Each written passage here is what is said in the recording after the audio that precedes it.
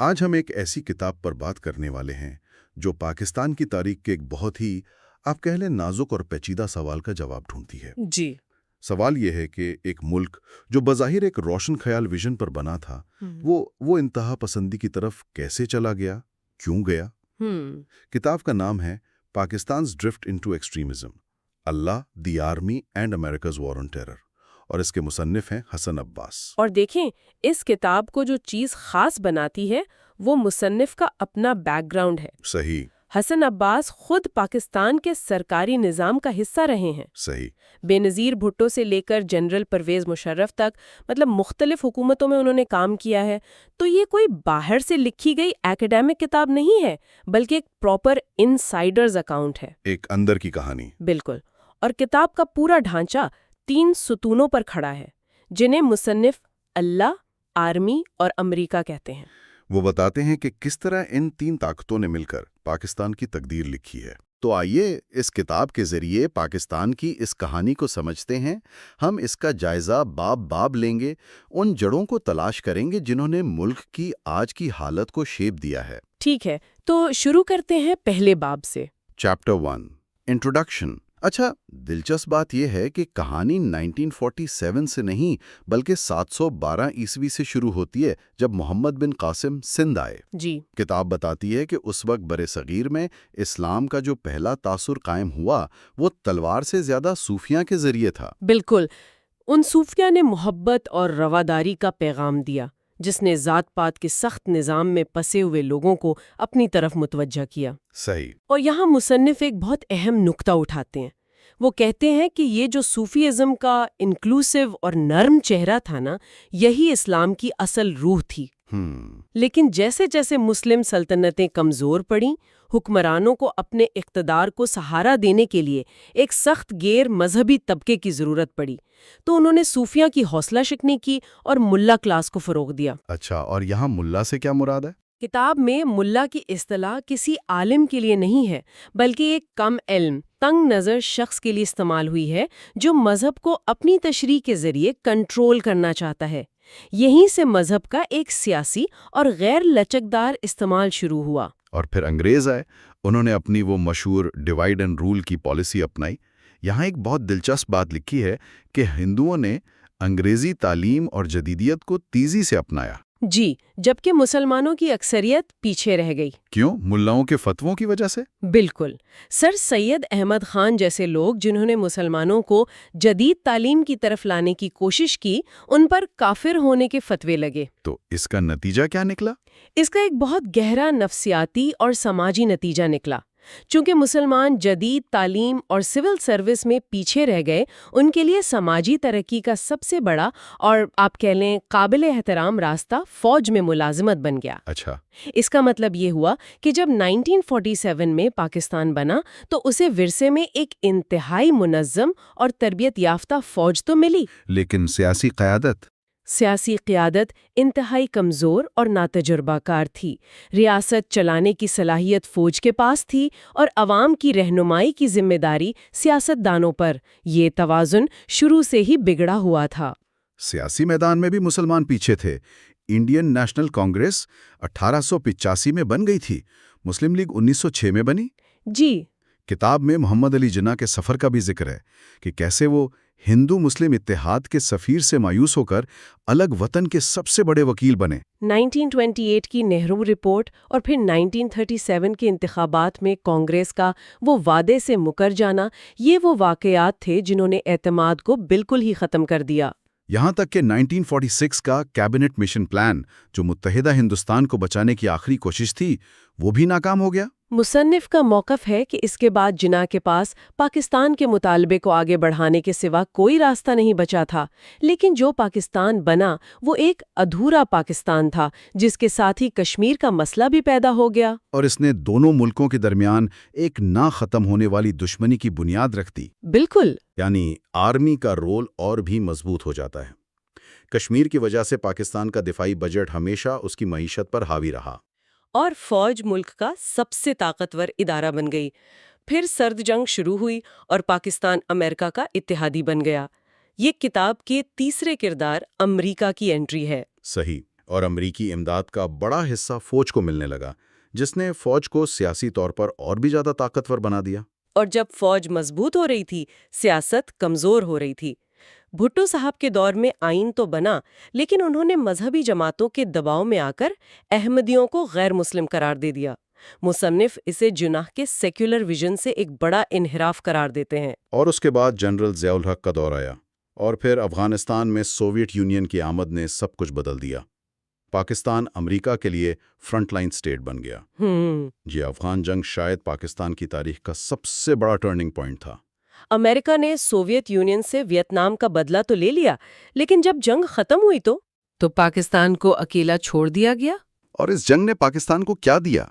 30 لاکھ سے زیادہ افغان مہاجرین، سعودی فنڈنگ سے چلنے والے ہزاروں مدارس، کلیشنکوف کلچر اور ہیروئن، اور سب سے خطرناک چیز ISI اور CIA کے تربیت یافتہ ہزاروں مجاہدین جو اب بے روزگار تھے۔ جی، اور 1990 کی دہائی میں ریاست نے ان جنگجوؤں کی توانائی کو کشمیر کی طرف موڑنے کا فیصلہ کیا۔ اس نے کشمیر کے مسئلے کو آزادی کی تحریک سے زیادہ ایک پراکسی وار بنا دیا اور حالات مزید خراب ہو گئے۔ مصنف کا تجزیہ یہ ہے کہ جب تک کشمیر کا منصفانہ حل نہیں نکلتا اور مدرسہ ریفارمز نہیں ہوتی، انتہا پسندی کا خطرہ موجود رہے گا۔ اور پھر 9/11 کے بعد جب مشرف نے امریکہ کا ساتھ دیا تو اس پالیسی کے خلاف جو رد عمل آیا، اس کے نتیجے میں مذہبی جماعتیں پہلی بار خیبر پختونخوا اور بلوچستان میں حکومت بنانے میں کامیاب ہوئیں۔ یہ پاکستان کی سیاست میں ایک بہت بڑی تبدیلی تھی۔ تو یہ پہلا باب تو صدیوں پر محیط ایک خلاصہ ہے۔ اب دیکھتے ہیں کہ آزادی کے فوراً بعد ان ابتدائی سالوں میں یہ سارے عوامل کیسے اکٹھے ہوئے۔ تو chapter 2، the early years, a dream deferred. جی، 14 اگست 1947 کو پاکستان تو بن گیا، لیکن شروعات بہت ہی مشکل تھی۔ لاکھوں مہاجرین، خالی خزانہ، صنعت نہ ہونے کے برابر، اور ان سب کے اوپر وائسرائے ماؤنٹ بیٹن کی ذاتی خواہشات۔ یہ ایک بہت ہی آپ کہہ لیں شاکنگ بات ہے جو کتاب میں لکھی ہے۔ ماؤنٹ بیٹن چاہتے تھے کہ وہ ہندوستان اور پاکستان دونوں کے مشترکہ گورنر جنرل بنے۔ اچھا۔ جناح نے یہ تجویز مسترد کر دی۔ اس پر ماؤنٹ بیٹن نے جناح کو دھمکی دی، اور کتاب میں یہ کوٹ موجود ہے: اس کی قیمت آپ کو اپنے تمام اثاثوں اور پاکستان کے مستقبل سے چکانی پڑ سکتی ہے۔ اور پھر ویسا ہی ہوا؟ جی بالکل۔ اثاثوں کی تقسیم میں پاکستان کے ساتھ ناانصافی ہوئی، اور کشمیر کا مسئلہ بھی اسی دوران پیدا ہوا۔ ملک کا سب سے بڑا اثاثہ خود جناح تھے، لیکن وہ بھی 1 سال بعد انتقال کر گئے۔ ان کے بعد جو سیاسی قیادت آئی وہ زیادہ تر جاگیرداروں پر مشتمل تھی، جن کی دلچسپی آئین بنانے سے زیادہ اقتدار میں رہنے پر تھی۔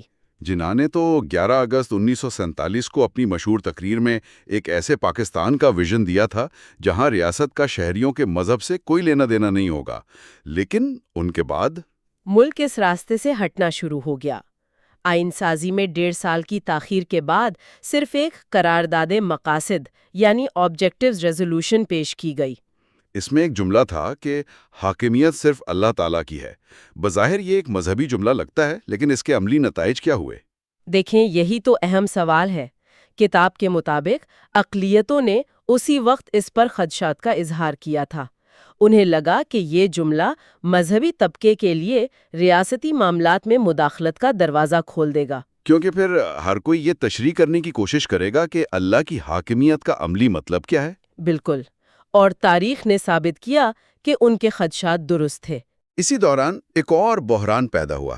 مشرقی پاکستان، جو آبادی میں اکثریت میں تھا، اپنی زبان یعنی بنگالی کو قومی زبان کا درجہ دلوانا چاہتا تھا، لیکن ان کی بات نہیں مانی گئی۔ 1952 میں ڈھاکہ میں طلباء نے احتجاج کیا، جس پر گولی چلائی گئی اور کئی طلباء ہلاک ہو گئے۔ اس واقعے نے مشرقی اور مغربی پاکستان کے درمیان نفرت کی پہلی گہری لکیر کھینچ دی۔ اور پھر 1953 میں پنجاب میں احمدیوں کے خلاف فسادات شروع ہو گئے۔ مذہبی جماعتوں نے اس مہم کو ہوا دی۔ کتاب اسے اقتدار پر قبضے کی ان کی پہلی سنجیدہ کوشش قرار دیتی ہے۔ حالات اتنے خراب ہوئے کہ لاہور میں مارشل لاء لگانا پڑا۔ یہ پاکستان کی تاریخ میں پہلا موقع تھا جب فوج کو براہ راست شہری معاملات میں اقتدار کا ذائقہ ملا۔ جی، اور ان فسادات کی تحقیق کے لیے جو منیر کیانی کمیشن بنا، اس کی رپورٹ بہت ہی چشم کشا ہے۔ اس میں کیا تھا؟ کمیشن نے تمام بڑے علماء سے مسلمان کی تعریف پوچھی اور اپنی رپورٹ میں لکھا کہ کوئی بھی 2 عالم مسلمان کی ایک تعریف پر متفق نہیں ہو سکے۔ اچھا۔ کمیشن نے نتیجہ اخذ کیا کہ اگر ریاست کو مذہب کے ٹھیکیداروں کے حوالے کر دیا گیا تو ملک میں افراتفری پھیل جائے گی۔ یہ ایک بہت بڑی وارننگ تھی جسے نظر انداز کر دیا گیا۔ تو ایک طرف مذہبی سیاست جڑ پکڑ رہی تھی، دوسری طرف امریکی مداخلت بھی شروع ہو رہی تھی۔ بالکل۔ لیاقت علی خان کے قتل کے بعد گورنر جنرل غلام محمد، جو ایک بیوروکریٹ تھے، نے وزیر اعظم خواجہ ناظم الدین کو برطرف کر دیا اور ان کی جگہ امریکہ میں پاکستان کے سفیر محمد علی بوگرا کو وزیر اعظم بنا دیا۔ یہ پاکستان کی سیاست میں امریکہ کی پہلی بڑی مداخلت تھی۔ اس کے بعد پاکستان سیٹو اور بغداد پیکٹ جیسے امریکی فوجی معاہدوں کا حصہ بن گیا۔ یہ وہ دور تھا جب دنیا 2 کیمپس میں بٹی تھی، امریکہ اور سوویت یونین۔ پاکستان نے امریکہ کا ساتھ دینے کا فیصلہ کیا، جس کے بدلے میں فوج کو جدید ہتھیار اور ٹریننگ ملی۔ اچھا۔ فوج کے سربراہ ایوب خان نے ایک امریکی اہلکار سے یہاں تک کہا تھا، اور یہ بھی کتاب میں کوٹ ہے، کہ اگر آپ چاہیں تو ہماری فوج آپ کی فوج ہو سکتی ہے۔ تو اس طرح پاکستان آرمی اور پینٹاگون کے درمیان وہ گہرا رشتہ قائم ہوا جس نے سیاستدانوں کو مزید غیر اہم بنا دیا۔ جی، 1954 میں تو گورنر جنرل غلام محمد نے آئین ساز اسمبلی کو ہی تحلیل کر دیا۔ انہوں نے ایوب خان کو براہ راست اقتدار سنبھالنے کی پیشکش بھی کی، جسے ایوب خان نے اس وقت تو ٹھکرا دیا، لیکن انہیں کابینہ میں وزیر دفاع بنا دیا گیا۔ یہ سیاست میں فوج کی پہلی کھلی انٹری تھی۔ صحیح۔ اور پھر بالآخر 1956 میں ملک کا پہلا آئین بنا۔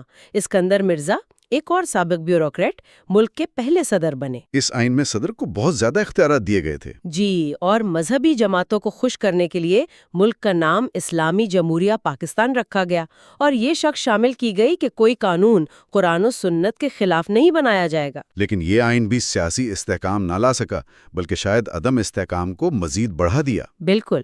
اگلے صرف 2 سالوں میں 4 وزرائے اعظم بدلے گئے۔ تو یہ میوزیکل چیئرز کا جو کھیل چل رہا تھا، اس میں موسیقی بند ہونے پر ہر بار ایک نیا وزیر اعظم کرسی پر بیٹھتا تھا، لیکن ملک کی گاڑی وہیں کھڑی رہتی تھی۔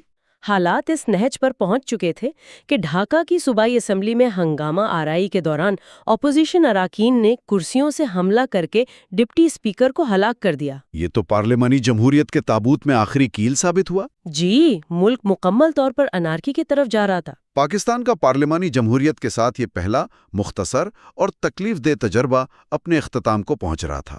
کتاب کے مطابق جنرل ایوب خان اپنی بندوق صاف کر رہے تھے اور صدر اسکندر مرزا بھی یہی سوچ رہے تھے، لیکن ان کے پاس بندوق نہیں تھی۔ وہ امید کر رہے تھے کہ ان کے دوست ایوب خان انہیں ایک ادھار دے دیں گے، لیکن کتنی دیر کے لیے یہ وہ نہیں جانتے تھے۔ ایوب دور، کشمیر اور 1965 کی جنگ۔ اچھا، تو جب پاکستان بنا، فوج کا حال بہت برا تھا۔ افسروں کی شدید کمی تھی، تنظیم نہیں تھی، ہتھیار نہیں تھے۔ کتاب بتاتی ہے کہ اس وقت صرف ایک میجر جنرل، 2 بریگیڈیئر اور گنتی کے چند کرنل تھے جو پاکستان کے حصے میں آئے۔ ایسے میں برطانوی افسروں، خاص طور پہ جنرل میسروی اور پھر جنرل گریسی نے فوج کو منظم کرنے میں آپ کہہ سکتے ہیں بڑا اہم کردار ادا کیا۔ اور یہاں ایک بہت دلچسپ نکتہ ہے۔ دیکھیں، برطانوی ہند کی فوج میں کوئی بھی آل مسلم یونٹ نہیں تھی۔ اچھا، اس کی کوئی خاص وجہ؟ جی، وجہ تھی 1857 کی جنگ آزادی۔ اس کے بعد انگریزوں نے ایک پالیسی بنائی کہ مسلمانوں پر مکمل بھروسہ نہیں کرنا، تو وہ مسلم فوجیوں کو مختلف یونٹس میں تقسیم کر کے رکھتے تھے تاکہ وہ اکٹھے نہ ہو سکیں۔ اسی پالیسی کا نتیجہ تھا کہ تقسیم کے وقت پاکستان کو کوئی ایک بھی، آپ سوچیں، ایک بھی مکمل منظم ریجمنٹ وراثت میں نہیں ملی۔ سب کچھ صفر سے شروع کرنا پڑا۔ بالکل، اور اسی لیے ابتدائی کمانڈر ان چیف بھی انگریزی تھے۔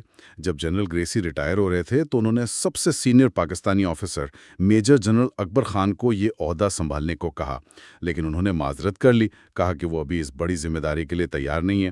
ان کے بعد انتخاب ہوا ان کے چھوٹے بھائی میجر جنرل افتخار خان کا، جو اپنی قابلیت اور پروفیشنلزم کے لیے بہت مشہور تھے۔ لیکن قسمت کو کچھ اور ہی منظور تھا۔ کمان سنبھالنے سے کچھ عرصہ پہلے ہی وہ ایک فضائی حادثے میں ہلاک ہو گئے۔ اور کتاب اس واقعے کو ایک واٹر شیڈ ایونٹ کہتی ہے، یعنی یہ صرف ایک حادثہ نہیں تھا، یہ ایک ایسا موڑ تھا جس نے شاید پاکستان کی تاریخ ہی بدل دی۔ یہ اتنا بڑا دعویٰ کیوں ہے؟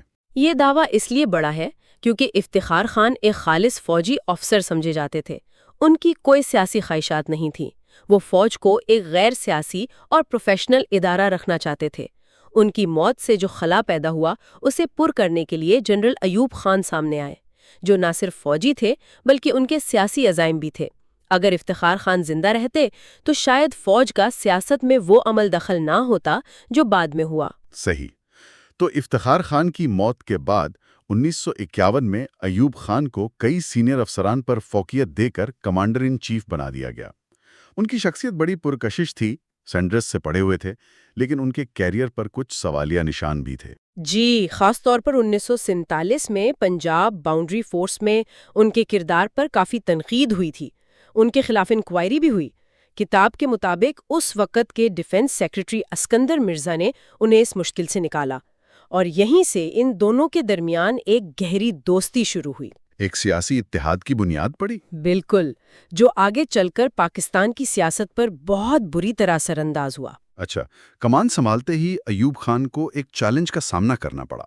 میجر جنرل اکبر خان، جنہوں نے پہلے کمان سنبھالنے سے انکار کیا تھا، انہوں نے ایک کو کی کوشش کی۔ جی، اسے راولپنڈی سازش کیس کہا جاتا ہے۔ یہ بغاوت تو ناکام ہو گئی، لیکن اس کے اثرات بہت گہرے ہوئے۔ کیسے؟ اس ناکام بغاوت نے ایوب خان کو دو بڑے فائدے پہنچائے۔ ایک تو انہیں موقع مل گیا کہ وہ فوج سے ان تمام افسران کو نکال دیں جو ان کے لیے خطرہ بن سکتے تھے۔ ایک بڑی صفائی کی گئی۔ دوسرا، اس نے فوج کے اندر ایک خوف پیدا کر دیا، جس سے ایوب خان کی گرفت ادارے پر بہت مضبوط ہو گئی۔ اور اسی دوران ان کے دوست اسکندر مرزا، جو اب گورنر جنرل بن چکے تھے، انہوں نے ان کی مدت ملازمت میں توسیع بھی کر دی۔ جی، پہلے 1954 میں 4 سال اور پھر 1958 میں 2 سال کے لیے۔ یہ سب کچھ ایک بڑے منصوبے کا حصہ لگ رہا تھا۔ اور یہاں ایک حیران کن بات سامنے آتی ہے۔ کتاب ایک ٹاپ سیکرٹ امریکی ٹیلی گرام کا ذکر کرتی ہے جو واقعی چونکا دینے والا ہے۔ 19 اپریل 1958 کا ٹیلی گرام۔ جی، پاکستان میں امریکی سفیر جیمز لینگلے نے واشنگٹن کو بھیجا۔ اس میں کیا تھا؟ اس ٹیلی گرام میں سفیر نے لکھا کہ جنرل ایوب خان نے امریکی سی آئی اے کے ڈائریکٹر ایلن ڈلز کے ساتھ ایک خفیہ ملاقات کی درخواست کی ہے۔ اور وہ یہ کہنا چاہتے تھے کہ پاکستان کے سیاستدان ناکام ہو چکے ہیں، ملک تباہی کے دہانے پر ہے، اور اب یہاں ایک صاف ستھری ڈکٹیٹرشپ کی ضرورت ہے۔ اور اس کے لیے انہیں امریکہ کی مدد چاہیے۔ بالکل، یہ ماشاء اللہ سے تقریباً 6 مہینے پہلے کی بات ہے۔ اس سے صاف ظاہر ہوتا ہے کہ یہ سب کچھ اچانک نہیں تھا، اس کی منصوبہ بندی چل رہی تھی۔ اور پھر وہی ہوا۔ 7 اکتوبر 1958 کو صدر اسکندر مرزا نے مارشل لا لگا دیا اور ایوب خان کو چیف مارشل لا ایڈمنسٹریٹر بنا دیا۔ لیکن یہ شراکت داری صرف 20 دن چلی۔ 27 اکتوبر کو ایوب خان نے اسکندر مرزا کو بھی فارغ کر دیا اور تمام اختیارات خود سنبھال لیے۔ حیرت کی بات یہ ہے کہ عوام نے اس پر کوئی احتجاج نہیں کیا، بلکہ اس کا خیر مقدم کیا۔ ایسا کیوں؟ دیکھیں، عوام اس وقت کے سیاستدانوں کی آپسی لڑائیوں، کرپشن اور نااہلی سے بری طرح تنگ آ چکے تھے۔ انہیں لگا کہ شاید یہ فوجی جنرل ہی ملک کو بحران سے نکال سکتا ہے۔ ایک امید تھی کہ اب سب ٹھیک ہو جائے گا۔ اقتدار سنبھالتے ہی ایوب خان نے سب سے پہلا کام کیا کیا؟ کہ خود کو فیلڈ مارشل کے عہدے پر ترقی دے دی۔ جی، اور یہ ایک بہت بڑا قدم تھا۔ یہ ایک واضح پیغام تھا کہ اب حتمی اتھارٹی کون ہے۔ اس کے بعد انہوں نے ایک بہت جونیئر آفیسر جنرل موسیٰ خان کو، جو صرف اپنی وفاداری کے لیے مشہور تھے، آرمی چیف بنا دیا۔ اور اس پر سینئر جنرلز کا رد عمل؟ 6 سینئر جنرلز نے احتجاجاً استعفیٰ دے دیا۔ اس ایک چال سے ایوب خان نے فوج کے اندر اپنے تمام ممکنہ حریفوں کا صفایا کر دیا اور راستہ بالکل صاف کر لیا۔ اپنے ابتدائی دور میں ایوب خان نے کچھ بڑے مثبت کام بھی کیے، جیسے پاکستان کے ساتھ سندھ تاز معاہدہ۔ جی، پانی کا دہائیوں پرانا تنازع حل کیا، امریکہ کے ساتھ تعلقات مضبوط کیے، اور بھٹو کی مدد سے چین کے ساتھ بھی دوستی کی بنیاد رکھی۔ اندرونی طور پر انہوں نے 1962 کا ایک نیا آئین دیا جو صدارتی نظام پر مبنی تھا۔ لیکن اس میں ایک دلچسپ اور متنازع تبدیلی یہ کی کہ ملک کا نام اسلامی جمہوریہ پاکستان سے بدل کر صرف جمہوریہ پاکستان رکھ دیا۔ اور اس کے علاوہ 1961 میں فیملی لاز آرڈیننس نافذ کیا، جس سے خواتین کو طلاق اور وراثت میں زیادہ حقوق ملے۔ اس پر تو مذہبی طبقے کی طرف سے شدید رد عمل آیا ہوگا۔ بالکل، جماعت اسلامی اور دیگر مذہبی جماعتوں نے شدید مخالفت کی۔ ایوب خان نے پہلے تو سختی دکھائی، جماعت اسلامی پر پابندی بھی لگا دی۔ لگ رہا تھا کہ وہ ملک کو ایک جدید سیکولر راستے پر ڈالنا چاہتے ہیں، لیکن پھر حیران کن طور پر انہوں نے ایک مکمل یو ٹرن لے لیا۔ اچھا، نہ صرف ملک کا نام واپس اسلامی جمہوریہ پاکستان رکھا، بلکہ اپنی تمام سماجی اصلاحات بھی واپس لے لیں۔ کتاب اس لمحے کو مذہبی قوتوں کی ایک بہت بڑی نفسیاتی فتح قرار دیتی ہے۔ یعنی ایک طاقتور فوجی آمر کو مذہبی طبقے کے دباؤ کے سامنے جھکنا پڑا۔ جی، اور اس نے مستقبل کے لیے ایک خطرناک مثال قائم کر دی۔ اور پھر ایوب دور کا زوال شروع ہوا، ان کے بیٹوں پر کرپشن کے الزامات لگنے لگے، خاص طور پر گوہر ایوب پر۔ اور پھر 1964 کے انتخابات میں فاطمہ جناح کے خلاف جیتنے کے لیے سرکاری مشینری کا بھرپور استعمال کیا گیا۔ دھاندلی کے شدید الزامات لگے۔ خارجہ پالیسی میں بھی مشکلات تھیں۔ امریکہ کو پشاور میں U-2 جاسوس طیاروں کا اڈا دیا ہوا تھا۔ جی، اور 1960 میں جب ایک طیارہ سوویت یونین نے مار گرایا تو خروشیو نے پاکستان کو کھلی دھمکی دی کہ ہم نے پشاور کو اپنے نقشوں پر سرخ دائرے میں نشان زد کر دیا ہے۔ اور اسی مایوسی اور بدلتی ہوئی عالمی صورتحال نے 1965 کی جنگ کا پس منظر تیار کیا۔ بالکل، اپریل 1965 میں رن آف کچھ میں پاکستانی فوج کو ایک چھوٹی سی کامیابی ملی۔ اور اس سے پاکستانی ہائی کمانڈ میں ایک خطرناک خود اعتمادی پیدا ہو گئی۔ جی، انہیں لگنے لگا کہ بھارتی فوج کاغذی شیر ہے اور ایک دھچکے سے کشمیر کا مسئلہ حل کیا جا سکتا ہے۔ تو اسی سوچ کے تحت آپریشن جبرالٹر اور پھر آپریشن گرینڈ سلیم کا منصوبہ بنا، جس کے پیچھے بھٹو جیسے سیاستدانوں کا بھی دباؤ تھا، جو ایوب خان کو ایک بولڈ سٹینڈ لینے پر اکسا رہے تھے۔ آپریشن گرینڈ سلیم 1 ستمبر کو شروع ہوا اور ابتدائی طور پر بہت کامیاب رہا۔ میجر جنرل اختر حسین ملک کی قیادت میں فوج اخنور شہر کے بالکل قریب پہنچ گئی۔ اخنور بہت اہم تھا، یہ کشمیر میں بھارتی فوج کا واحد سپلائی روٹ تھا، اس پر قبضہ جنگ کا پانسا پلٹ سکتا تھا۔ لیکن پھر جنگ کے سب سے نازک اور فیصلہ کن موڑ پر ایک ایسا حکم آیا جس نے سب کچھ بدل دیا۔ این اس وقت جب جنرل اختر ملک کی فوجیں آخری حملے کے لیے تیار تھیں، انہیں کمانڈ سے ہٹا دیا گیا اور ان کی جگہ جنرل یحییٰ خان کو بھیج دیا گیا۔ اور اس تبدیلی میں تقریباً 24 گھنٹے ضائع ہو گئے۔ جی، اور یہ 24 گھنٹے فیصلہ کن ثابت ہوئے۔ بھارت کو نہ صرف اخنور میں اپنی پوزیشن مستحکم کرنے کا موقع ملا، بلکہ اس نے دباؤ کم کرنے کے لیے 6 ستمبر کو لاہور پر حملہ کر دیا۔ لیکن سوال یہ ہے کہ ایک کامیاب جنرل کو حملے کے عروج پر کیوں ہٹایا گیا؟ اس کی کوئی منطقی وجہ سمجھ نہیں آتی۔ آج تک یہ ایک معمہ ہے۔ کچھ کہتے ہیں کہ یحییٰ خان نے ایوب خان کے کان بھرے تھے۔ خود جنرل اختر ملک نے بعد میں اپنے بھائی کے نام ایک خط میں لکھا کہ یہ ایک دھوکہ تھا اور یحییٰ نے آ کر ان کا سارا منصوبہ ہی بدل دیا۔ تو جنگ کا نتیجہ ایک سٹیل میٹ کی صورت میں نکلا اور تاشکند معاہدے نے پاکستانی عوام میں شدید مایوسی پھیلا دی۔ بالکل، اور یہیں سے ایوب خان کے زوال کے تابوت میں آخری کیل ٹھونکی گئی۔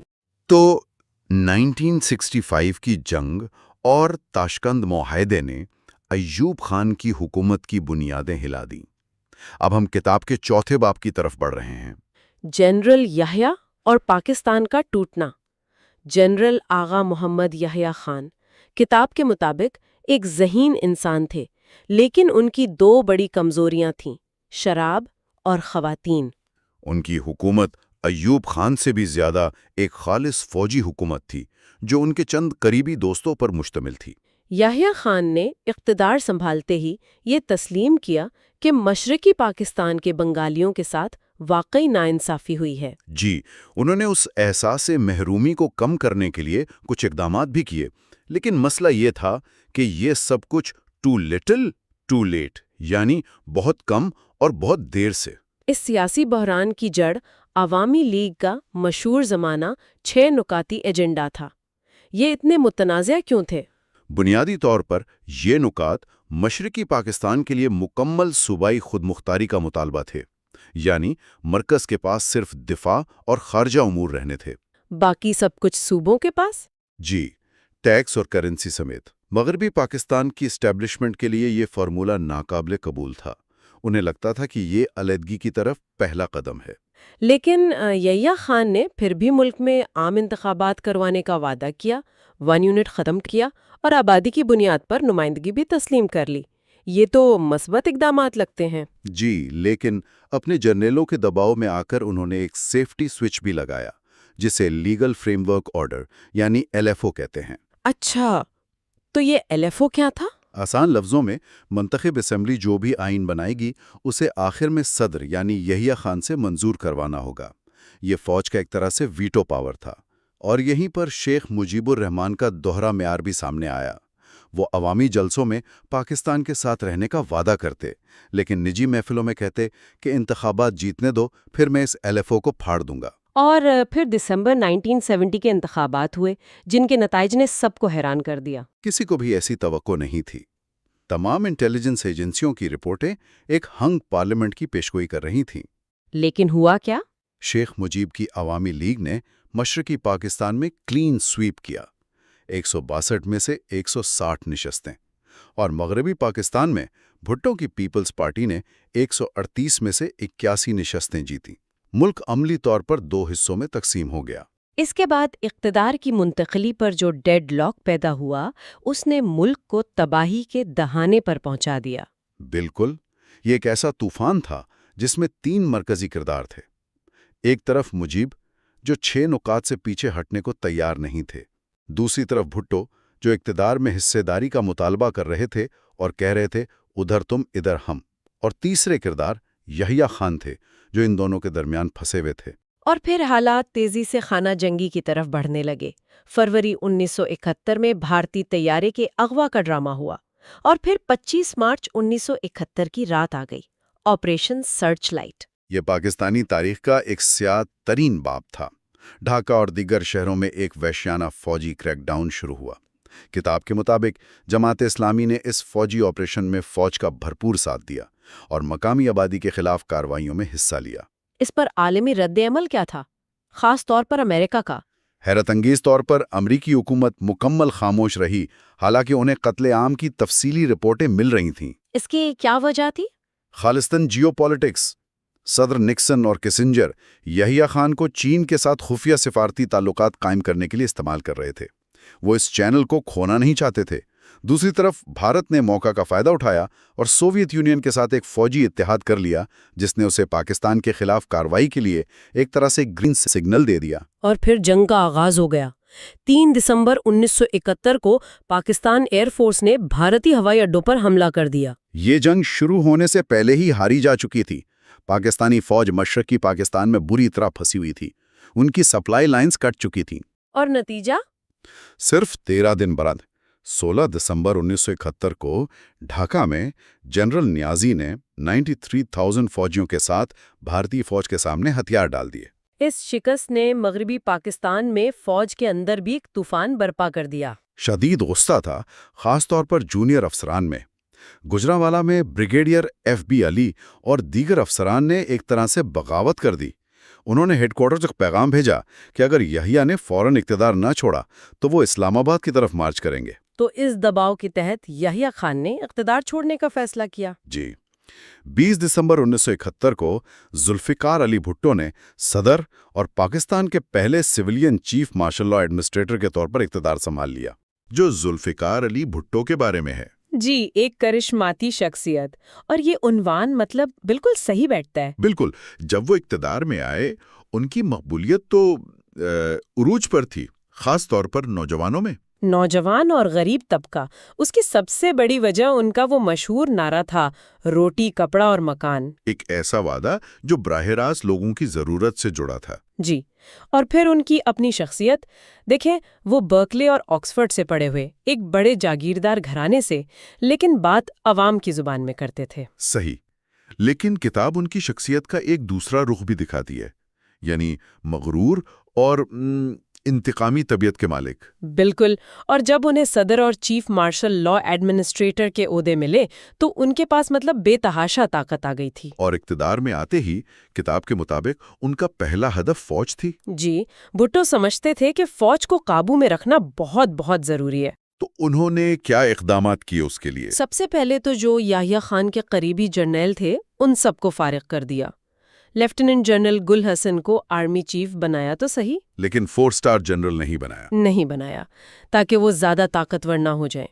اور دلچسپ بات یہ ہے کہ انہوں نے ان افسران کے خلاف بھی کارروائی کی جنہوں نے یحییٰ کو ہٹایا تھا. یہ تو بڑی عجیب بات ہے. مطلب جنہوں نے ان کے لیے راستہ بنایا انہیں بھی نہیں بخشا.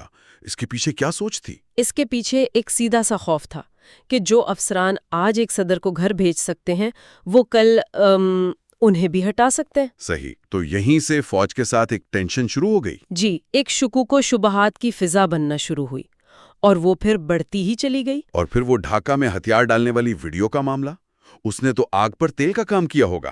وہ ایک بہت بڑا ٹرننگ پوائنٹ تھا. جب سرکاری ٹی وی پر وہ ویڈیو بار بار چلائی گئی تو فوج کے اندر شدید غصے کی لہر دوڑ گئی. اسے اپنی تذلیل سمجھا گیا ہوگا. بالکل. اور پھر جنرل گل حسن کے ساتھ بھی اختلافات بڑھتے گئے. پولیس سے نگرانی، پروموشن بورڈ میں بھٹو کی شمولیت کی خواہش. اچھا، اور پشاور میں پولیس ہڑتال والا معاملہ بھی تھا. جی، بھٹو نے فوج کو اسے کچلنے کا حکم دیا جس پر جنرل گل حسن نے ہچکچاہٹ دکھائی. تو نتیجہ کیا نکلا اس سب کا؟ نتیجہ 3 مارچ 1972 کو نکلا. کتاب بتاتی ہے کہ بھٹو نے جنرل گل حسن اور ایئر فورس چیف کو گھر بلایا اور زبردستی استعفے لے لیے. ایک طرح کا اغوائی تھا. جی بالکل. اور انہیں وہیں سے سیدھا لاہور بھیج دیا گیا. اس کے بعد جنرل ٹکا خان کو آرمی چیف بنایا گیا جو فوج میں زیادہ مقبول نہیں تھے. اچھا، بنگال کا کسائی بھٹو نے اس لیے چنا کہ وہ بغاوت نہیں کر سکتے. شاید یہی سوچ تھی اور اسی سوچ کے تحت ایک متوازی فورس بھی بنائی، FSF، فیڈرل سیکیورٹی فورس. جی، جس کا کردار کتاب کے مطابق سیاسی مخالفین کو دبانے کا تھا. جی، بہت جلد وہ بھٹو کی ذاتی فورس بن گئی اور اس نے ان کی ساکھ کو بہت نقصان پہنچایا. لیکن فوج کے اندر بھی سب کچھ ٹھیک نہیں تھا. اٹک سازش کیس کا ذکر آتا ہے. یہ کیا معاملہ تھا؟ یہ درمیانے درجے کے فوجی افسران کی طرف سے بھٹو حکومت اور سینئر فوجی قیادت کے خلاف بغاوت کی ایک کوشش تھی. اور ان کے مطالبات کیا تھے؟ 2 بنیادی مطالبات تھے. ایک 1971 کی جنگ کے ذمہ داروں کا احتساب اور دوسرا حکومت میں بڑھتی ہوئی کرپشن کا خاتمہ. لیکن یہ سازش ناکام ہو گئی. جی، کیونکہ سازش میں شامل ایک افسر لیفٹیننٹ کرنل طارق رفیع نے خود جا کر آرمی چیف کو سب کچھ بتا دیا. اور یہیں سے جنرل ضیاء الحق کی انٹری ہوتی ہے. بالکل. اس کیس کے کورٹ مارشل کی سربراہی میجر جنرل ضیاء الحق کو دی گئی اور ٹرائل کے دوران ایک ملزم میجر سعید اختر ملک نے آرمی ہائی کمانڈ کے خلاف بہت دھواں دھار تقریر کی. اچھا. ضیاء نے بڑی چالاکی سے اس تقریر کی ٹیپ ریکارڈنگ بھٹو کو خود سنوائی. تو یہ صرف ایک رپورٹ پیش کرنا نہیں تھا بلکہ ایک کیلکولیٹڈ موو تھا. بہت سوچا سمجھا قدم تھا. وہ بھٹو کو صرف یہ نہیں بتا رہے تھے کہ فوج میں بے چینی ہے، وہ انہیں سنا رہے تھے. جی، وہ بھٹو کو اس بے چینی کی آواز سنا رہے تھے. اس ایک حرکت سے انہوں نے خود کو بھٹو کا سب سے بڑا وفادار بھی ثابت کیا اور بھٹو کے دل میں باقی جرنیلوں کے لیے شک بھی ڈال دیا. اور اسی وجہ سے بعد میں 7 سینئر جرنیلوں کو نظر انداز کر کے ضیاء کو آرمی چیف بنا دیا گیا. جی بالکل. تو بھٹو کو لگا کہ انہوں نے فوج کو قابو کر لیا ہے. شاید اسی لیے وہ دوسرے محاذوں پر توجہ دے پائے، کیونکہ ان کے دور میں کچھ بڑی کامیابیاں بھی ہوئیں، جیسے 1973 کا آئین. بلا شبہ 1973 کا آئین ان کی سب سے بڑی کامیابی سمجھی جاتی ہے. ایک منتخب پارلیمنٹ کا متفقہ آئین. اور شملہ معاہدہ بھی. جی، جنگ میں ہارا ہوا 6000 مربع میل کا علاقہ بغیر گولی چلائے واپس لے لیا. یہ بہت بڑی سفارتی کامیابی تھی. لیکن ملک کے اندرونی حالات خراب ہوتے جا رہے تھے. بلوچستان میں بغاوت شروع ہو گئی. جی، بلوچستان میں مسلح بغاوت جسے کچلنے کے لیے فوج کا استعمال کیا گیا. پھر صوبہ سرحد میں حکومت کی برطرفی اور افغانستان میں سردار داؤد کے خلاف اسلام پسندوں کی پشت پناہی. اور ایک بڑا چیلنج مذہبی جماعتوں کی طرف سے بھی آیا. احمدی برادری کو غیر مسلم قرار دینے کا معاملہ. کتاب کے مطابق یہ ایک انتہائی اہم موڑ تھا. ربوہ میں ایک واقعے کے بعد ملک گیر احتجاج شروع ہوا. تو بھٹو نے دباؤ میں آ کر یہ فیصلہ کیا. جی، انہوں نے قومی اسمبلی سے آئینی ترمیم منظور کروا کے احمدیوں کو غیر مسلم قرار دے دیا. کتاب کہتی ہے کہ یہ سیاسی بقا کا معاملہ تھا، لیکن اس نے مستقبل میں انتہا پسندی کی بنیاد رکھ دی.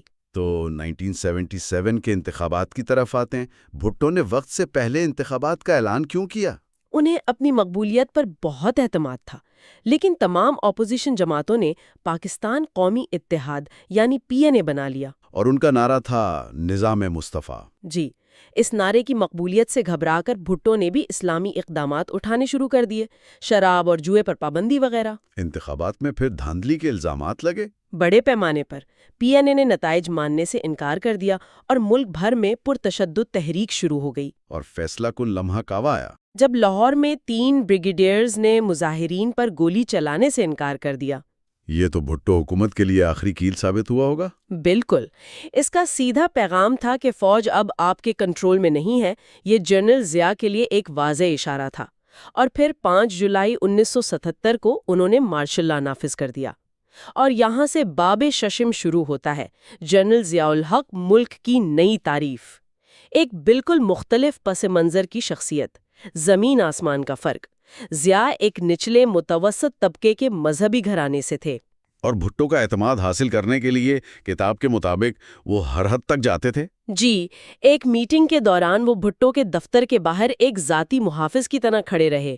بھٹو ان کی اس وفاداری سے بہت متاثر ہوئے، اور یہی ان کی سب سے بڑی غلطی ثابت ہوئی۔ جی، مارشل لا کے بعد ضیاء نے 90 دن میں انتخابات کا وعدہ تو کیا، لیکن ان کا اصل ایجنڈا اسلامی نظام کا نفاذ تھا۔ اور جب بھٹو رہا ہوئے تو ان کی مقبولیت دیکھ کر جرنیل ڈر گئے۔ وہ خوفزدہ ہو گئے، انہیں لگا کہ اگر انتخابات ہوئے تو بھٹو دوبارہ جیت جائیں گے۔ چنانچہ بھٹو کو ایک پرانے قتل کے مقدمے میں دوبارہ گرفتار کر لیا گیا۔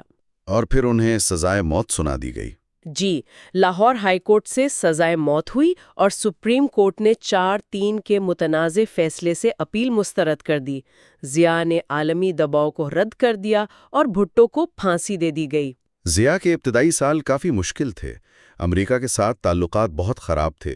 وہ ایک انٹرنیشنل پرایا سمجھے جاتے تھے۔ بالکل، کارٹر انتظامیہ ایٹمی پروگرام اور فوجی آمریت کی وجہ سے سخت ناراض تھیں، لیکن پھر دسمبر 1979 میں ایک واقعہ ہوا جس نے سب کچھ بدل دیا۔ افغانستان پر سوویت یونین کا حملہ۔ جی، اس ایک واقعے نے ضیاء کو راتوں رات ایک ناپسندیدہ شخصیت سے امریکہ کا سب سے اہم اتحادی بنا دیا۔ وہ ایک فرنٹ لائن سٹیٹ کے سربراہ بن گئے۔ اور اسی نئی عالمی حمایت کے ساتھ ضیاء نے اپنے اسلامائزیشن کے منصوبے کو آگے بڑھایا۔ جی، انہوں نے PNA کے نظام مصطفیٰ کے نعرے کو اپنا لیا، جماعت اسلامی کو اتحادی بنایا اور فوج کی تعریف ہی بدل دی۔ یعنی فوج اب صرف جغرافیائی نہیں بلکہ نظریاتی سرحدوں کی بھی محافظ تھی۔ بالکل، اور فوج میں بھرتی کا معیار بھی تبدیل کیا گیا، جس سے پروفیشنلزم متاثر ہوئی۔ اسلامی قوانین کے نفاذ جیسے حدود آرڈیننس اور زکوٰۃ کے نظام کے معاشرے پر کیا اثرات ہوئے؟ اثرات بہت گہرے تھے۔ جب بینکوں سے زکوٰۃ کی جبری کٹوتی شروع ہوئی تو شیعہ برادری نے اسلام آباد میں ایک بہت بڑا احتجاج کیا، جس کے بعد حکومت کو انہیں اس قانون سے مستثنیٰ قرار دینا پڑا۔ تو یہیں سے فرقہ وارانہ تقسیم کی بنیاد پڑی؟ کتاب کے مطابق ریاستی سطح پر یہیں سے بنیاد پڑی۔ اس کے علاوہ توہین رسالت قانون میں ترامیم اور احمدیوں کے خلاف مزید سخت قانون بنائے گئے۔ افغان جنگ اور امریکی امداد نے پاکستان کو کیسے تبدیل کیا؟ اس نے پاکستان کو ہمیشہ کے لیے بدل دیا۔ ریگن انتظامیہ نے $3.2 بلین کا بڑا امدادی پیکج دیا، F-16 طیارے دیے۔ اور شرط یہ تھی کہ تمام امداد ISI کے ذریعے ہی مجاہدین تک پہنچے گی۔ جی، اس سے ISI ایک انتہائی طاقتور ادارہ بن گئی، اور اس جنگ نے پاکستان میں کلشنکاف اور ہیروئن کلچر کو فروغ دیا اور فرقہ واریت کی آگ کو مزید بھڑکایا۔ ایک پراکسی جنگ کا میدان بن گیا۔ جی، ایران اور سعودی عرب کی سپاہ صحابہ جیسی تنظیمیں اسی دور میں بنی۔ ضیاء نے داخلی سیاست کو کیسے چلایا؟ 1985 کے غیر جماعتی انتخابات اور پھر محمد خان جنیجو کے ساتھ ان کے اختلافات۔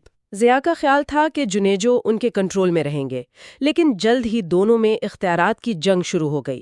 خاص طور پر جنیوا معاہدے پر شدید اختلافات پیدا ہوئے۔ ضیاء کابل میں مجاہدین کی حکومت چاہتے تھے۔ جی، سوویت یونین کی واپسی سے پہلے، جبکہ جنیجو فوری امن معاہدے کے حق میں تھے۔ اور پھر اوجری کیمپ کا سانحہ ہوا۔ 10 اپریل 1988 کو راولپنڈی کے قریب ایک اسلحہ ڈپو میں بہت بڑا دھماکہ ہوا۔ جب وزیر اعظم جنیجو نے اس کی شفاف تحقیقات پر اصرار کیا تو ضیاء کی ناراضگی انتہا کو پہنچ گئی۔ اور پھر 29 مئی 1988 کو انہوں نے جنیجو حکومت کو برطرف کر دیا۔ جی، آئین کی 8ویں ترمیم کا استعمال کرتے ہوئے۔ اور پھر آتا ہے وہ دن جس نے پاکستان کی تاریخ کا رخ بدل دیا، 17 اگست 1988 کا طیارہ حادثہ۔ کتاب اس کے بارے میں کیا کہتی ہے؟ کتاب اسے ایک بہت بڑا معمہ قرار دیتی ہے۔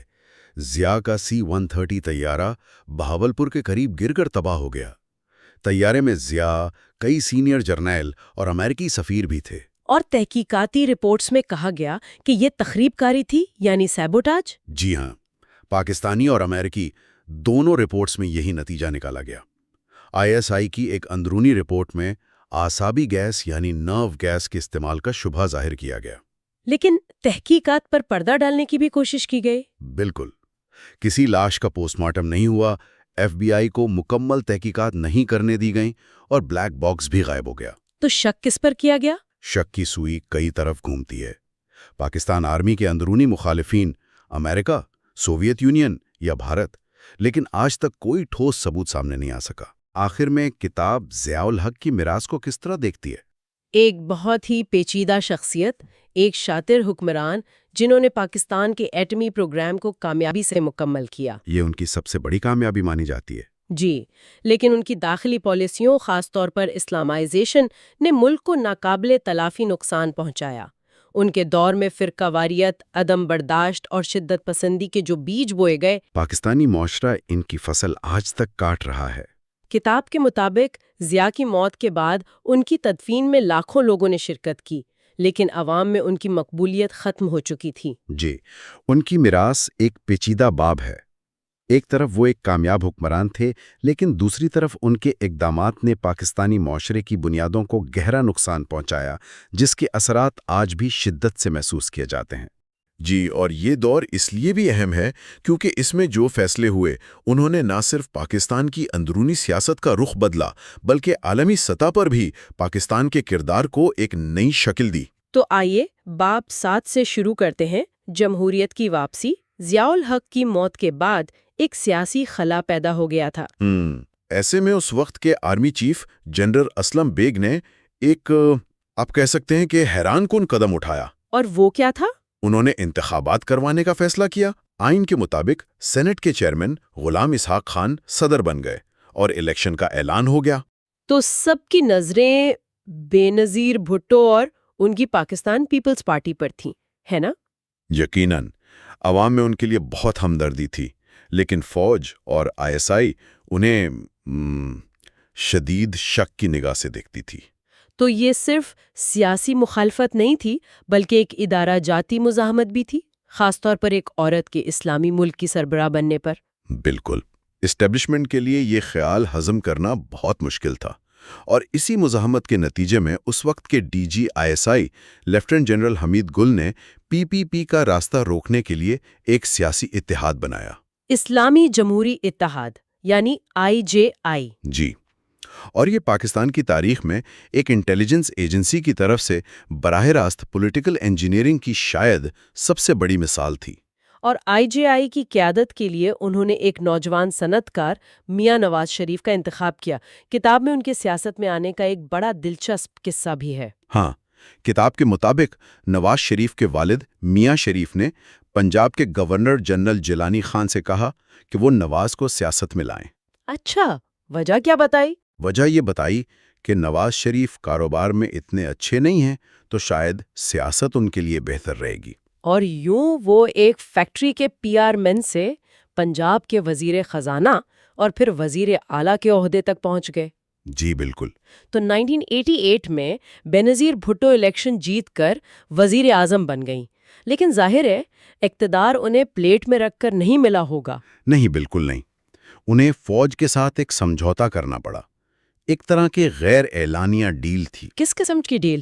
بینظیر کو یقین دہانی کرانی پڑی کہ وہ پاکستان کے نیوکلیئر پروگرام، افغان پالیسی اور سب سے اہم فوج کے بجٹ میں مداخلت نہیں کریں گی۔ اچھا، تو مطلب عملی طور پر ملک میں ایک نہیں 3 پاور سینٹرز بن گئے۔ بالکل، وزیر اعظم، صدر غلام اسحاق خان اور army chief general Aslam Beg, اسی کو ٹروئیکا کہا جاتا تھا۔ یعنی یہ ایک ایسی غیر مستحکم تکون تھی جس میں ہر کونا دوسرے کو گرانے کی کوشش میں لگا رہتا تھا۔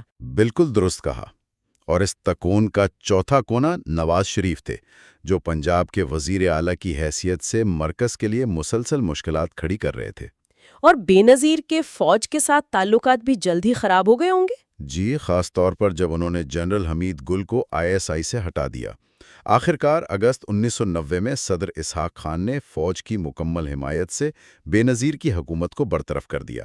الزامات وہی پرانے، کرپشن اور نااہلی۔ جی، اور یہاں سے 90 کی دہائی کا وہ ریوالونگ ڈور، یعنی بار بار حکومتوں کی تبدیلی کا سلسلہ شروع ہو گیا۔ 1990 کے الیکشن میں پھر نواز شریف کی باری آئی۔ جی، ISI کی مدد سے IGI نے الیکشن جیتا اور نواز شریف پہلی بار وزیر اعظم بنے، لیکن ان کے دور کا آغاز ہی ایک بڑے دھچکے سے ہوا۔ پریسلر ترمیم کی وجہ سے؟ بالکل، امریکہ نے پریسلر ترمیم کے تحت پاکستان کی فوجی اور اقتصادی امداد بند کر دی، پاکستان کے نیوکلیئر پروگرام کی وجہ سے۔ اور اسی دوران کشمیر میں بھی حالات خراب ہو رہے تھے۔ جی، وہاں مسلح تحریک عروج پر پہنچ گئی اور اس میں افغانستان سے واپس آنے والے جنگجو بھی شامل ہونے لگے۔ لیکن نواز شریف کا یہ دور بھی اختیارات کی جنگ سے محفوظ نہ رہ سکا۔ اس بار تصادم وزیر اعظم اور صدر غلام اسحاق خان کے درمیان تھا۔ جی، اور یہ کشمکش اتنی بڑھی کہ صدر نے نواز شریف کی حکومت کو بھی برطرف کر دیا۔ لیکن اس بار سپریم کورٹ نے حکومت کو بحال کر دیا تھا نا؟ ہے نا؟ جی، یہ ایک تاریخی فیصلہ تھا، لیکن سیاسی بحران پھر بھی ختم نہیں ہوا۔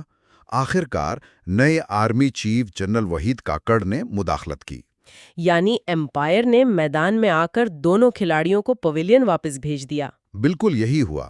1993 میں وزیر اعظم نواز شریف اور صدر غلام اسحاق خان دونوں کو استعفیٰ دینا پڑا۔ اور اس طرح بے نظیر بھٹو ایک بار پھر اقتدار میں واپس آئیں۔ اس بار تو ان کی اپنی پارٹی کے فاروق لغاری صدر بنے، تو لگا ہوگا کہ شاید اب استحکام آئے گا۔ لگا تو یہی تھا، لیکن ایسا نہیں ہوا۔ اس دوسرے دور میں چیلنجز اور بھی بڑے تھے۔ جیسے کہ ایک تو افغانستان میں تانے دان کا عروج ہوا، جنہیں پاکستان کی بھرپور حمایت حاصل تھی، لیکن اس کی قیمت پاکستان کو اندرونی طور پر چکانی پڑی۔ مطلب ملک میں فرقہ وارانہ اور نسلی دہشت گردی میں اضافہ ہوا؟ شدید اضافہ ہوا، خاص طور پر کراچی کے حالات قابو سے باہر ہو گئے۔ پھر فوج کے اندر سے بھی ایک چیلنج سامنے آیا، جب 1994 میں میجر جنرل ظہیر الاسلام عباسی کی قیادت میں کچھ افسران نے اسلامی انقلاب لانے کی کوشش کی۔ اچھا، یہ تو بہت سنگین بات تھی۔ مطلب ضیاء دور کی پالیسیوں کے اثرات اب فوج کے اندر بھی گہرے ہو چکے تھے۔ یقیناً، اور بالآخر بے نظیر کا دوسرا دور بھی اپنے انجام کو پہنچا۔ کرپشن کے الزامات، عدلیہ سے تصادم، اور سب سے بڑھ کر ان کے اپنے بھائی مرتضی بھٹو کا قتل۔ جی، اس کے بعد ان کے اپنے ہی صدر فاروق لغاری نے نومبر 1996 میں ان کی حکومت کو برطرف کر دیا۔ اپنے ہی چنے ہوئے صدر کے ہاتھوں برطرفی، اس سے زیادہ ڈرامائی انجام اور کیا ہو سکتا تھا؟ اور پھر 1997 میں نواز شریف کی واپسی ہوئی، اس بار ہیوی مینڈیٹ کے ساتھ۔ اور اس بار وہ صرف حکومت نہیں کرنا چاہتے تھے، وہ پورے نظام کو کنٹرول کرنا چاہتے تھے۔ آتے ہی 13ویں آئینی ترمیم کے ذریعے صدر کی حکومت برطرف کرنے کے اختیارات ختم کر دیے۔ جی، اور اس بار ان کا تصادم براہ راست عدلیہ سے ہوا۔ چیف جسٹس سجاد علی شاہ کے ساتھ اختلافات اتنے بڑھے کہ نواز شریف کے حامیوں نے سپریم کورٹ پر حملہ کر دیا۔ یہ تو اداروں پر قبضے کی جنگ بن گئی تھی۔ بالکل، اس بحران کے نتیجے میں چیف جسٹس اور صدر فاروق لغاری دونوں کو اپنے عہدوں سے جانا پڑا۔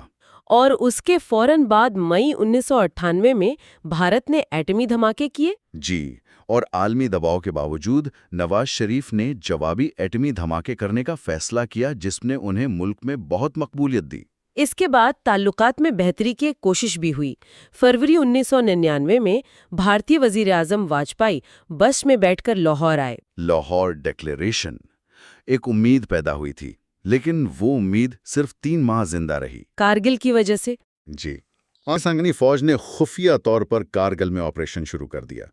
اس پر آج بھی بحث ہے کہ نواز شریف کو اس آپریشن کے بارے میں کتنا اور کب معلوم تھا، لیکن کتاب یہ واضح کرتی ہے کہ اس نے حکومت اور فوج کے درمیان اعتماد کو مکمل طور پر ختم کر دیا۔ تو کارگل کی ناکامی نے حکومت اور فوج کے درمیان ایک ایسی خلیج پیدا کر دی جسے بھرا نہیں جا سکتا تھا۔ جی، عالمی دباؤ کے تحت پاکستان کو اپنی فوجیں واپس بلانا پڑیں، جو فوج کے لیے ایک بڑی شکست تھی۔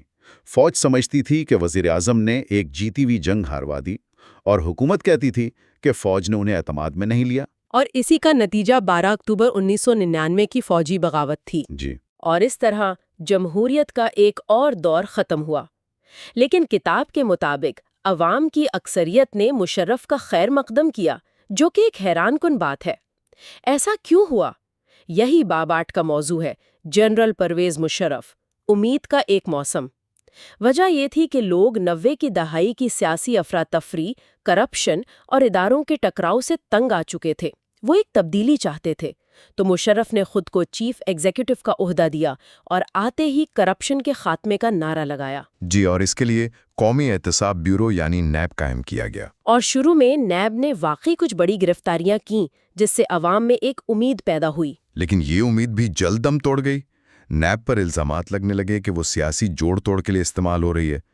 جو سیاستدان مشرف کے مائد کرتا، اس کے کیسز نرم پڑ جاتے اور مخالفین کو نشانہ بنایا جاتا۔ بالکل، اور سب سے اہم بات یہ کہ طاقتور حلقوں، خاص طور پر ریٹائرڈ جنرلوں کے خلاف کوئی کارروائی نہیں کی گئی، جس سے نیب کا ادارہ غیر مؤثر ہو کر رہ گیا۔ 991 سے پہلے مشرف کو عالمی سطح پر بھی بڑے چیلنجز کا سامنا تھا۔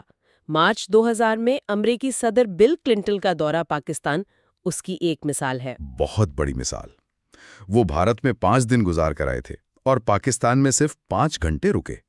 یہ پاکستان کی بڑھتی ہوئی عالمی تنہائی کی واضح علامت تھی۔ اور انہوں نے اپنے خطاب میں صاف صاف کہا تھا کہ پاکستان کشمیر، طالبان اور جمہوریت پر اپنی پالیسیاں تبدیل کرے۔ جی، یعنی 9/11 سے پہلے ہی امریکہ کی طرف سے دباؤ موجود تھا اور مشرف نے انتہا پسندی کے خلاف کچھ اقدامات کرنے کی کوشش بھی کی۔ جیسے توہین رسالت قانون میں ترمیم کی بات کی تھی۔ جی، لیکن مذہبی جماعتوں کے شدید دباؤ کے سامنے انہیں پیچھے ہٹنا پڑا۔ اس سے ظاہر ہوا کہ مذہبی قوتیں ریاست پر کس حد تک اثر انداز ہو چکی تھیں۔ اور پھر بھارت کے ساتھ آگرہ سربراہی ملاقات بھی ناکام ہو گئی۔ وہ بھی ناکام ہو گئی، لیکن انہوں نے اگست 2001 میں یعنی 9/11 سے صرف 1 مہینہ پہلے 2 بڑی فرقہ پرست تنظیموں پر پابندی لگائی، لشکر جنگجوی اور سپاہ محمد پر۔ یہ ایک اہم قدم تھا۔ یہ اس بات کا اشارہ تھا کہ ریاست اب ان تنظیموں کو مزید برداشت کرنے کو تیار نہیں۔ اسی دوران ایک اور اہم واقعہ پیش آیا۔ مشرف کے chief of staff lieutenant general Ghulam Ahmad Khan ایک حادثے میں ہلاک ہو گئے۔ کتاب کے مطابق وہ مشرف کے لیے ایک معتدل اور دیانتدار مشیر تھے۔ جی، اور ان کی موت مشرف کے لیے ایک بڑا نقصان تھی۔ تو 9/11 سے ٹھیک پہلے پاکستان ایک دوراہے پر کھڑا تھا۔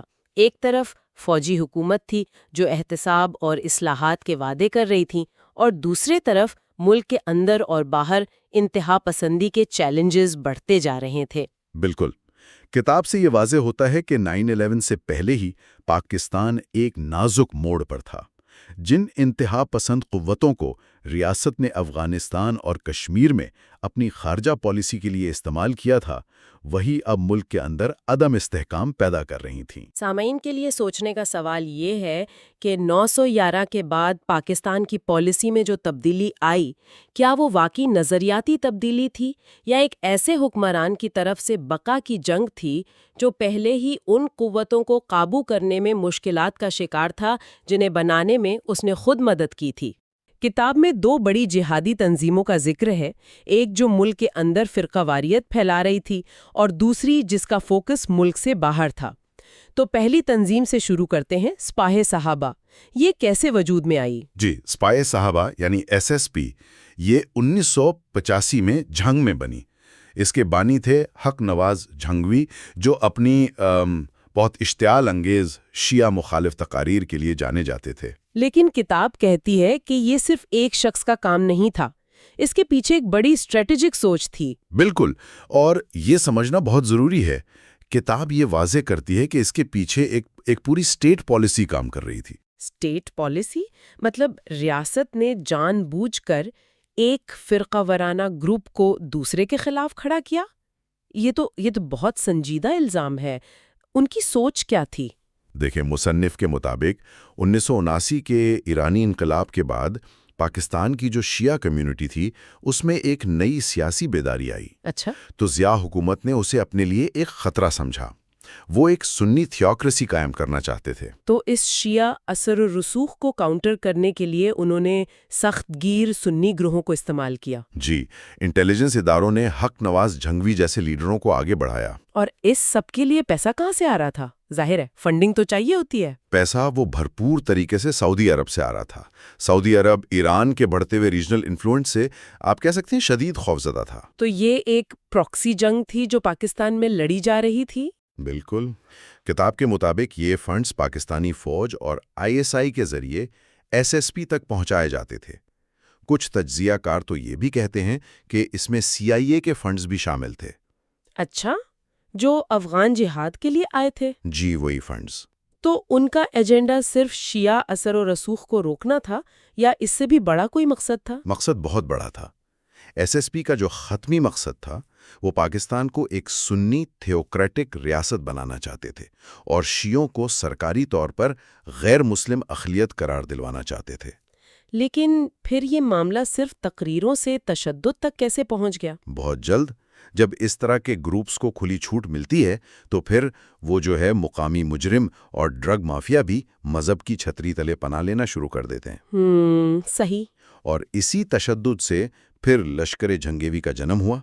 ہاں، یہ ریاض بصرہ والی کہانی۔ جی، 1990 میں لاہور میں ایرانی کونسل جنرل صادق گنجی کا قتل ہوا۔ یہ قتل SSP کے کارکن ریاض بصرہ نے کیا۔ اور وہ ایک طرح سے پارٹی کا ہیرو بن گیا۔ بالکل، اور بصرہ نے بعد میں لشکر جنگوی یعنی LJ کی بنیاد رکھی، جو SSP کا سب سے مہلک، سب سے بے رحم دہشت گرد ونگ ثابت ہوا۔ اور انہوں نے افغانستان میں ٹریننگ لی طالبان کے ساتھ؟ جی، انہوں نے وہاں اپنے کیمپس بنائے اور پھر پاکستان میں شیعہ رہنماؤں، ڈاکٹروں، وکیلوں کی ٹارگٹ کلنگ کا ایک لامتناہی سلسلہ شروع کر دیا۔ یہ واقعی خوفناک ہے۔ اچھا، تو یہ تو تھی ایک قسم کی تنظیم۔ کتاب پھر دوسری تنظیم کا ذکر کرتی ہے جس کا ماڈل بالکل مختلف تھا، لشکر طیبہ۔ جی، لشکر طیبہ LED، ان کا فوکس اندرونی فرقہ واریت نہیں بلکہ کشمیر تھا۔ اس کی جو بنیادی تنظیم تھی مرکز دعوت الارشاد، وہ 1987 میں بنی۔ اور اس کے بانیوں میں حافظ محمد سعید کے ساتھ عبداللہ اعظم کا نام بھی آتا ہے، جو اسامہ بن لادن کا بھی استاد مانا جاتا ہے۔ بالکل، یہی وہ کنیکشن ہے جو ان گروپس کو ایک عالمی جہادی نیٹ ورک سے جوڑتا ہے۔ حافظ سعید کا نظریہ کیا تھا؟ کتاب اس بارے میں کیا کہتی ہے؟ حافظ سعید کا تعلق اہل حدیث مکتبہ فکر سے تھا۔ ان کا ماننا تھا کہ مسلمانوں کے زوال کی اصل وجہ جہاد کو ترک کرنا ہے۔ یہ تو ایک عام بیانیہ ہے۔ ہاں، لیکن ان کی سوچ میں ایک بہت دلچسپ اور خطرناک پہلو تھا۔ ان کا کہنا تھا کہ جب مسلمانوں نے جہاد چھوڑا تو سائنس اور ٹیکنالوجی پر بھی ان کی گرفت ختم ہو گئی۔ اچھا، ٹیکنالوجی؟ یہ تو ایک بہت ہی غیر معمولی بات ہے۔ یہی ان کی سب سے ہوشیار اسٹریٹجی تھی۔ MDI نے صرف دینی تعلیم نہیں دی بلکہ اپنے پیروکاروں کو جدید ٹیکنالوجی، خاص طور پر کمپیوٹر سائنس سیکھنے پر زور دیا۔ مطلب وہ صرف بندوقوں سے نہیں، کی بورڈ سے بھی جنگ لڑنے کی تیاری کر رہے تھے؟ بالکل، حافظ سعید نے سمجھ لیا تھا کہ مستقبل کی جنگ ٹیکنالوجی کی جنگ ہے۔ انہوں نے ایک ایسی نسل تیار کی جو لیپ ٹاپ سے اتنی خطرناک ہو سکتی تھی جتنی رائفل سے۔ اور پھر 1989 میں کشمیر کی سورش نے انہیں ایک میدان فراہم کر دیا۔ جی، انہیں اپنا مقصد اور میدان دونوں مل گئے۔ انہوں نے مریدکے میں ایک بہت بڑا ہیڈ کوارٹر بنایا جو کسی ماڈل شہر سے کم نہیں تھا۔ وہاں اسکول، ہسپتال، فیکٹریاں، سب کچھ تھا۔ تو وہ فلاحی کاموں کی آڑ میں بھرتی کرتے تھے؟ ایک طرح سے ہاں، نوجوانوں کو تعلیم اور سوشل ویلفیئر کے نام پر لایا جاتا اور پھر ان کی توانائی کو ملٹری ٹریننگ کی طرف موڑ دیا جاتا تھا۔ اور فنڈنگ؟ کیا انہیں بھی ریاستی سرپرستی حاصل تھی؟ کتاب کے مطابق ان کا ISI کے ساتھ تعلق کافی پیچیدہ تھا۔ ISI انہیں کشمیر میں کارروائیوں کے لیے انٹیلیجنس اور شاید کچھ ہتھیار بھی دیتی تھی، لیکن LAT اپنے اہداف کا انتخاب خود کرتی تھی۔ مطلب وہ ISI کے مکمل کنٹرول میں نہیں تھی؟ نہیں، بالکل نہیں۔ اور وقت کے ساتھ ان کے عزائم صرف کشمیر سے بڑھ کر پورے ہندوستان اور پھر پاکستان کو ایک خالص اسلامی ریاست بنانے تک پہنچ گئے۔ تو مشرف کے آنے تک یہ تنظیمیں ایک ریاست کے اندر ریاست بن چکی تھی۔ اور پھر 9/11 ہو گیا، ایک ایسا واقعہ جس نے پوری دنیا کا نقشہ بدل کر رکھ دیا۔ اور خاص طور پر پاکستان کا۔ کتاب اس لمحے کو بہت ڈراماٹک انداز میں بیان کرتی ہے۔ جب امریکہ نے پاکستان سے رابطہ کیا؟ جی، 9/11 کے چند گھنٹوں بعد پاکستان کے ISI chief lieutenant general Mahmood Ahmed Washington میں ہی موجود تھے۔ اچھا، یہ تو بڑی کوئنسیڈنس کی بات ہے۔ ہاں، تو امریکی deputy secretary of state Richard Armitage نے انہیں بلا کر صاف صاف کہا، "You are either 100% with us اور 100% against us." یہ کوئی درخواست نہیں تھی، یہ ایک دھمکی تھی۔ بالکل۔ کتاب کہتی ہے کہ اس ایک لمحے میں پاکستان نے اپنا سارا لیوریج کھو دیا تھا۔ تو جنرل محمود نے کیا کیا؟ انہوں نے مشرف سے پوچھے بغیر ہی امریکہ کو تعاون کی یقین دہانی کرا دی، جس پر مشرف کتاب کے مطابق سخت ناخوش ہوئے۔ وہ یہ فیصلہ خود کرنا چاہتے تھے، اپنی شرائط پر۔ جی، وہ اپنے کور کمانڈرز کو اعتماد میں لینا چاہتے تھے۔ 13 ستمبر کو امریکہ نے پاکستان کو 7 مطالبات کی ایک فہرست بھیجی جو ناٹ نیگوشیبل تھی۔ اور فوج کے اندر اس پر کیا رد عمل تھا؟ کیا سب جرنیل امریکہ کا ساتھ دینے پر راضی تھے؟ 14 ستمبر کی جو کور کمانڈرز میٹنگ ہوئی، اس میں زیادہ تر جرنیل مشرف کی اس بات سے متفق تھے کہ امریکہ کا ساتھ دینے کے علاوہ کوئی چارہ نہیں ہے۔ انہیں کس بات کا ڈر تھا؟ ڈر یہ تھا کہ اگر پاکستان نے انکار کیا تو امریکہ بھارت کے ساتھ مل کر پاکستان کے لیے بڑے مسائل کھڑے کر سکتا ہے، شاید ہمارے ایٹمی اثاثوں کو بھی نشانہ بنائے۔ تو اس کے بعد مشرف نے طالبان سے بات کرنے کی کوشش کی؟ جی، انہوں نے اسامہ بن لادن کو حوالے کرنے پر راضی کرنے کی آخری کوشش کی، لیکن وہ ناکام رہے، اور پھر 7 اکتوبر 2001 کو امریکہ نے افغانستان پر حملہ کر دیا۔ اس کے بعد مشرف نے جنوری 2002 میں وہ مشہور تقریر کی اور کئی تنظیموں پر پابندی لگا دی۔ کیا یہ ایک حقیقی تبدیلی تھی یا صرف دنیا کو دکھانے کے لیے تھا؟ مصنف اسے ایک آدھا ادھورا اقدام کہتا ہے۔ آدھا ادھورا کیوں؟ دیکھیں، بظاہر تو لشکر طیبہ اور جیش محمد جیسی تنظیموں پر پابندی لگ گئی، سینکڑوں کارکن گرفتار ہوئے، لیکن چند مہینوں بعد ہی زیادہ تر کو یہ کہہ کر چھوڑ دیا گیا کہ ان کے خلاف کافی ثبوت نہیں ہے۔ واقعی؟ جی، اور دلچسپ بات یہ ہے کہ ان میں سے کچھ رہا ہونے والے بعد میں خود مشرف پر ہونے والے قاتلانہ حملوں میں ملوث پائے گئے۔ تو یہ دوگلی پالیسی کیوں تھی؟ ایک طرف امریکہ کا ساتھ اور دوسری طرف ان گروہوں کے خلاف ٹھوس کارروائی سے گریز۔ اس کی سب سے بڑی وجہ تھی پاکستان کی کشمیر پالیسی۔ اچھا۔ دسمبر 2001 میں جب بھارتی پارلیمنٹ پر حملہ ہوا تو دونوں ملک جنگ کے دہانے پر آ گئے۔ بھارت نے حملہ آور تنظیموں کے رہنماؤں کو مانگا، لیکن مشرف نے انکار کر دیا۔ کیونکہ وہ ان اثاثوں کو کھونا نہیں چاہتے تھے۔ بالکل۔ کشمیر میں لڑنے والے ان جہادیوں کو مکمل طور پر ترک کرنا پاکستانی فوج کے لیے سیاسی اور اسٹریٹجک خودکشی کے مترادف تھا۔ اور اسی دوران ملک کے اندر سیاسی صورتحال بھی بدل رہی تھی۔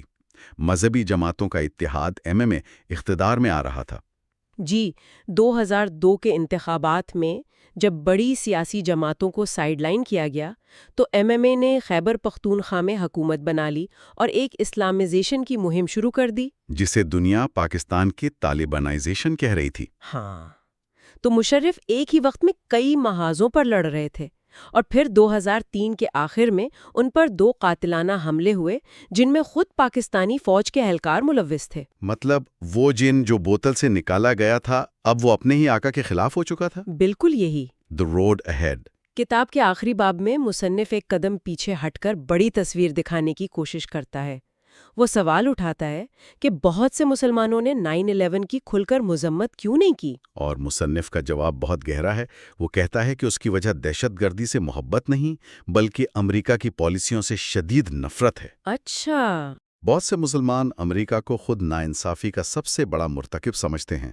مسلم ممالک میں آمروں کی حمایت، فلسطین کے معاملے پر اسرائیل کی یک طرفہ حمایت، اور افغان جہاد کے بعد افغانستان کو تنہا چھوڑ دینا۔ جی، ان سب چیزوں نے امریکہ کے خلاف شدید بداعتمادی پیدا کی۔ یعنی یہ ایک رد عمل تھا، ایک ری ایکشن؟ ایک طرح سے ہاں۔ پاکستان میں امریکہ مخالف جذبات 1965 کی جنگ سے ہی شروع ہو گئے تھے، جب امریکہ نے ایک اتحادی ہونے کے باوجود پاکستان کی مدد نہیں کی۔ تو مصنف کا کہنا ہے کہ یہ احساس محرومی اور ناانصافی ہی وہ زمین ہے جس پر انتہا پسندی کی فصل اگتی ہے۔ بالکل، اور پاکستان میں مدرسہ انڈسٹری اس فصل کو مسلسل پانی دے رہی ہے، اور ریاست کی کمزوری کی وجہ سے مذہبی جماعتوں کا اثر بڑھتا جا رہا ہے۔ تو پھر آگے کا راستہ کیا ہے؟ کیا کتاب کوئی حل پیش کرتی ہے؟ یہ تو ایک ایسی صورتحال لگتی ہے جس سے نکلنا تقریباً ناممکن ہے۔ کتاب کچھ ٹھوس لیکن بہت مشکل حل پیش کرتی ہے۔ مصنف کا کہنا ہے کہ سب سے پہلے پاکستان کو بھارت کے ساتھ کشمیر کے مسئلے پر ایک سنجیدہ اور حقیقی سمجھوتا کرنا ہوگا۔ لیکن یہ تو یک طرفہ نہیں ہو سکتا، بھارت کو بھی لچک دکھانی ہوگی۔ یقیناً، لیکن جب تک یہ مسئلہ موجود ہے، جہادی تنظیموں کے وجود کا جواز بھی موجود رہے گا۔ اور دوسرا قدم؟ دوسرا اور سب سے اہم قدم ملک میں حقیقی جمہوریت کو پنپنے کا موقع دینا ہے، جس کے لیے فوج کو سیاست سے مکمل طور پر دستبردار ہونا پڑے گا۔ یہ تو ایک بہت بڑا چیلنج ہے۔ سب سے بڑا چیلنج یہی ہے۔ اور تیسرا، ملک میں ایسی معاشی ترقی لانی ہوگی جو عام آدمی تک پہنچے اور اسے غربت اور مایوسی سے نکال کر امید کی روشنی دکھائے۔ جب لوگوں کے پاس کھونے کو کچھ ہوگا تبھی وہ انتہا پسندی کے راستے کو مسترد کریں گے۔ بالکل۔ اور اس سب میں امریکہ کا کیا کردار ہونا چاہیے؟ کتاب کا آخری پیغام بہت اہم ہے۔ مصنف کہتا ہے کہ پاکستان کو اس تبدیلی کے لیے امریکہ کی مدد کی ضرورت ہوگی، لیکن یہ مدد ڈالروں اور فوجی ساز و سامان کی شکل میں نہیں ہونی چاہیے۔ تو کس شکل میں؟ یہ مدد پاکستان میں تعلیم، معاشی ترقی اور جمہوری اداروں کو مضبوط کرنے کے لیے ہونی چاہیے۔ امریکہ کو یہ سمجھنا ہوگا کہ ایک نظریے کو بموں سے نہیں مارا جا سکتا۔ ناانصافی سے لگی آگ کو انصاف ہی بجھا سکتا ہے، مزید ناانصافی نہیں۔ یہی کتاب کا نچوڑ ہے۔ کنکلوژن تو خلاصہ یہ ہے کہ یہ کتاب پاکستان کے انتہا پسندی کی طرف سفر کی ایک انتہائی پیچیدہ اور کثیر الجہتی تصویر پیش کرتی ہے۔ یہ صرف اللہ، عالمی اور امریکہ کی کہانی نہیں ہے۔ نہیں، بالکل نہیں، بلکہ یہ دہائیوں پر محیط غلط پالیسیوں، عالمی سیاست کے اتار چڑھاؤ اور اندرونی سماجی اور معاشی ناکامیوں کا ایک المناک نتیجہ ہے۔ اور کتاب کا مرکزی پیغام شاید یہی ہے کہ اگر پاکستان کو اس راستے سے واپس مڑنا ہے تو اسے صرف بیرونی دشمنوں سے نہیں بلکہ اپنے اندر کی غلطیوں سے بھی لڑنا ہوگا۔ اسے اپنے پڑوسیوں کے ساتھ امن قائم کرنا ہوگا اور سب سے بڑھ کر اپنے ہی لوگوں کو ایک بہتر اور محفوظ مستقبل کی حقیقی امید دینی ہوگی۔ یہ ایک مشکل راستہ ہے، لیکن شاید یہی واحد راستہ ہے۔